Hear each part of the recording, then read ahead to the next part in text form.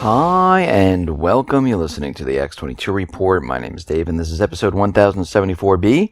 And today's date is September 13th, 2016. And the title of the episode is The U.S. Government Central Bankers' Petrodollar System is Falling Apart. Now, before I get started, I just want to make an announcement. I placed a new interview with Louis Camersano on the X22 Report Spotlight YouTube channel. So if you go over to YouTube and you type in X22 Report Spotlight, it will bring you to that interview, or you can come over to x22report.com, scroll down a little bit, look over to the right-hand side, you'll see the video there, or you can go to newssentinel.com, same thing, scroll down a little bit, look over to your right-hand side, and you'll see the video there. Let's get into the economic collapse, political and geopolitical news. Now, Obamacare it's just completely collapsing. We've been watching Obamacare, we've been studying Obamacare, and of the 23 co-ops originally created under the Obamacare, well, most have failed. And the latest one, Health Republic Insurance of New Jersey, well, they are folding after the state's insurance commissioner put the Obamacare co-op in rehabilitation due to its hazardous financial condition. So they're going to be closing this. There are going to be about 35,000 customers who are going to have to look for a new plan in 2017. And the New Jersey co-op is the 17th Obamacare co-op to collapse out of the 23. And other co-ops that have failed are 2 in Oregon, 1 in Illinois, Connecticut, Arizona, Colorado, Kentucky, Michigan, Nevada, New York, Ohio, South Carolina, Tennessee, Louisiana, Utah, and Iowa and Nebraska. So it leaves 6 now that are still in existence. And we can see right now, this entire Affordable Care Act, also known as the Obamacare, it is a complete disaster. This was never for the people. It was never benefit for the people. The insurance companies wrote the bill. And we can see right now, our government, our so-called leaders, which they're really not leaders, they exempted themselves from Obamacare. Obama came in and exempted the staffers from Obamacare, but said to the people, this is incredible. Everyone will get it, or I will penalize you. Think about what's happening here. Isn't this what a dictator does? If you don't do what I say, you are penalized. Well, that's exactly what is happening. We see out in the Philippines, Philippine President Rodrigo Duterte, who asked the U.S. Special Forces to leave the island. Well, the U.S. has spoken up, and they're saying that they have not received official word or an official demand to pull out the Special Forces from the Philippines. So we'll watch this situation, and we'll see what happens if the president of the Philippines decides to make an official demand from the U.S. Now, out in Libya, the situation there is getting worse. A couple of reports ago, we talked about how the forces inside of Libya, this is not part of the unity government, they were taking control of oil ports, and they were controlling the shipment of oil. And forces opposed to the Libya's unity government, they seized the 4th oil port, completing their takeover of the installations in Libya. So they have the entire oil crescent region. It is now under their control. It is no longer under the control of the unity government. They have control. So what does this mean? This means that the Western forces, they're going to have to bring in troops into this area. Because what we're hearing already from the United States and 5 European powers, they are telling the Libyan people to withdraw from the oil ports. And this is what they said. We call for all military forces that have moved into the oil crescent to withdraw immediately, without preconditions, coming from the United States, France, Germany, Italy, Spain, and Britain. So right now, They are giving them a warning. And if they do not abide by this warning, most likely we will see troops come into this area and try to take back this entire oil crescent region. And the situation is getting worse. Because think about this. In Libya, they are completely losing control. The people are taking back their country. The same thing is happening in Yemen. The Iraqi people, they are fighting to remove the puppet government. The U.S. is bringing in more and more troops. They're using the illusion that they're fighting the Islamic State, but what they're really doing is they're trying to maintain control in Iraq. And we have the same thing occurring in Lebanon. Syria is a complete mess. So as the Middle East completely falls apart, what happens to the petrodollar? The petrodollar is doomed. And as we continually move forward day by day here, the situation is getting worse and worse. The United States has lost complete control in Syria. And we can see already there are violations in Syria. We see the moderate rebels. They have been firing on the Syrian forces, and there are about 23 violations there. And the situation is just getting worse and worse. And you have to remember, once the people completely take over these countries and the U.S. can't do anything about it, they will use other currencies, maybe even gold and silver, but most likely they will drop the dollar. And when they do drop the dollar, and what I mean by drop the dollar, where they're not going to require countries to purchase the oil using the dollar, all those dollars that are in the reserves of all these countries, well, they don't need them there anymore. The only reason they have them is to purchase the oil. That will float back to the United States. That will eventually cause inflation. We might be seeing a little bit of deflation here, a little bit of inflation right now. But as more and more of this currency comes back into the country, it devalues the dollar.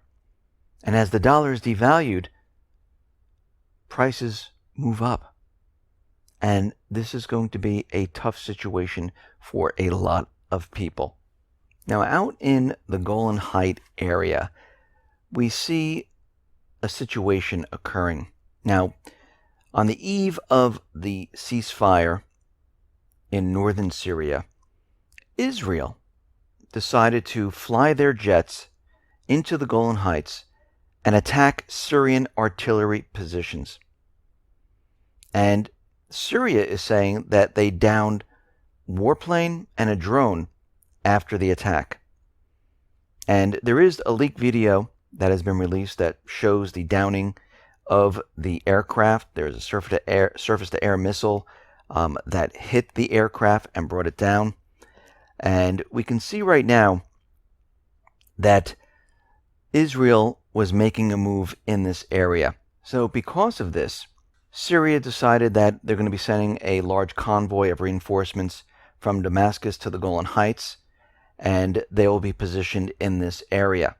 And we can see the situation is continually getting worse and worse, because not for Russia and Syria, but for the United States, the coalition forces, Israel, because their entire plan was to get Syria, to control Syria, to build the pipeline, to supply Europe with oil and gas, to put the central bank in Syria on the dollar. And all of this is completely falling apart. And of course, to eventually go into Iran. And we can see right now that Russia, they have spoke to Iran about this agreement that the United States and Russia decided on, and Iran sees no problems with the agreement whatsoever. Russia right now is deploying operative groups in Aleppo and Hama, and we can see right now that they're bringing in troops into this area to control the situation. The Castello Highway, they're going to be used for sending humanitarian aid to different areas. And we can see right now the U.S. is really stuck in a corner at this point. We know they wanted this ceasefire because they needed a period where they can bring in reinforcements. But we see already that Kerry started to talk about the ceasefire agreement, and he was making up things as he went along, where he said Syria is not supposed to bomb anyone without the U.S. permission. Well, do you really think that's the agreement that Russia and Syria made with the U.S. when Russia and Syria have the upper hand? No. Every time they come up with a ceasefire agreement, it seems like the United States comes out and they have a completely different story of what really happened in the talks. So the State Department quickly came out and reversed itself, and this is coming from spokesman John Kirby, saying later that there was no provisions under the nationwide truce for U.S.-Russia authorization of bombing missions by Assad's forces. Of course not. Because Assad and his forces, the Russian forces, they are allowed to go after the terrorists. The only forces they cannot go after are the moderate rebels under the ceasefire agreement. And of course, we've always had that problem of who are the moderate, who are the terrorists, because the U.S. likes to intertwine the two groups together. Actually, they're one and the same, but they pretend that, oh, we have moderates and terrorists all intertwined, and this is why you can't bomb them. They did this on purpose. But now we can see that Al-Qaeda, Al-Nusra, the rebranded Al-Qaeda, they're all terrorist groups. And Russia is very concerned right now because the moderate rebels, the largest group, they have refused to obey by the Russian-U.S. agreement. They're saying they're not going along with it. And from this whole ceasefire agreement might just completely fall apart. Lavrov is also saying that he has no reason to trust the United States. But because we see on the ground in Syria that the coalition forces, they're really not bombing Al-Qaeda or Al-Nusra or the rebranded Al-Qaeda.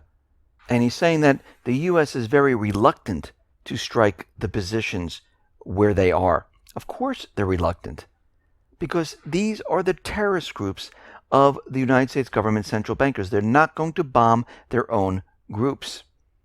And we can see part of the ceasefire agreement, it is kept in secrecy because there's sensitive information that the U.S. does not want released. And this is coming from Washington, where Washington believes that the aspects of the Syrian ceasefire deal brokered with Russia are too sensitive to release to the public. And this is coming from U.S. Department of State spokesman Mark Toner. And what they're really saying is, we can't release the information that the U.S. is supporting terrorism, that we pay these terrorist groups, we support these terrorist groups, and I'm sure there's other information that they don't want out there. And we can see right now, throughout the Middle East, the United States government central bankers, they're losing control rapidly. I mean, it's so obvious right now that they don't have the upper hand. And since they don't have the upper hand, this is an indicator letting us know that the clock is ticking down. Because once everything starts to fall apart in these different areas, like Libya, for instance, like Yemen, Iraq, Syria, the petrodollar will cease to exist. If the petrodollar ceases to exist, we have a major problem. And all fingers are going to point back to the central bank, because this is their system that they created. So if the system dies this way and collapses in this way, the central banks are going to be blamed. They don't want this to happen. And this leads us to what might happen coming up very soon. Now, it could happen this fall. It could happen in 2017. We don't know yet. But we can see we're heading in that direction, and it's approaching very, very quickly. And we can see the perfect storm. Well, the winds are picking up. The storm is intensifying. And it is getting worse. And we can see just with Hillary, where 1 minute the corporate media is telling us that she's in perfect health, the next minute we see her passing out during the 9/11 ceremonies, where she was propped up on a stone pillar. As soon as they went to move her, she collapsed. Now remember, the central banks, the corporations, the elite, the neocons, they want control of the situation. Now, I'm not for any candidate. I don't care about Hillary. I don't care about Trump, because the shadow government is always in control. The central bankers, they're always in control. Until we remove them, it doesn't really matter what candidate's in there. Because if they don't abide by what they want, they will be removed one way or another. But this poses a huge problem, because if Hillary, from what we've been seeing, is truly in bad health, what's their other candidate? Bernie Sanders. And we can see right now that the situation is getting worse. Now, for them to go ahead and maybe assassinate Trump, I don't think they'll go down that route. Too obvious. Everyone will be pointing the finger at the government. Everyone will be pointing, saying, see, this is what happens. You don't want to have the person in office that you didn't pick. So I think this would be just too obvious. We're seeing around the different private Western central bank countries, like in France, for instance, they're talking about postponement because of state of emergency, because of terrorism. And I can see that happening here, where they use this scenario, or maybe some other scenario, to postpone these elections, to put them off temporarily, of course. Maybe instead of November, we'll have the elections in April of 2017. And of course, every time they say it's temporary, we know what happens. Now, they can use this temporary to postpone because of maybe this of a national emergency for a couple of months. And then they can have another event occur where they can say, well, it was temporary until this happened. So they could have a minor event to postpone them temporarily, and then have a major event to keep maybe Obama in office permanently going forward.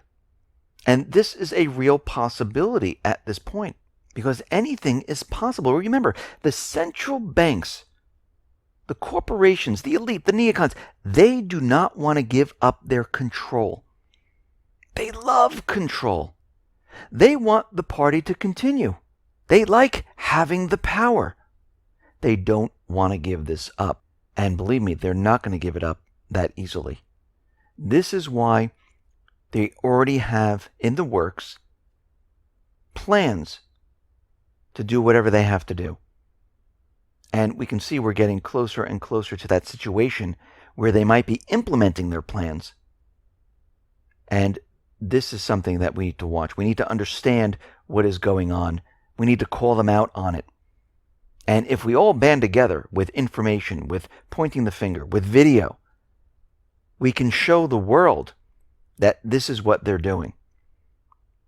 Because this is how this war is being fought. It's being fought with video, with people talking about it, outside of the corporate media.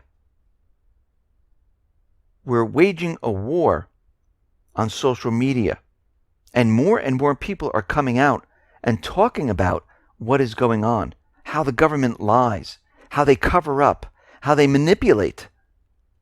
And we need to stick together and continue this, and continually point to what the government is doing. Listen, everyone, thanks a lot for listening. Be well, be safe, and especially be prepared. Thanks a lot.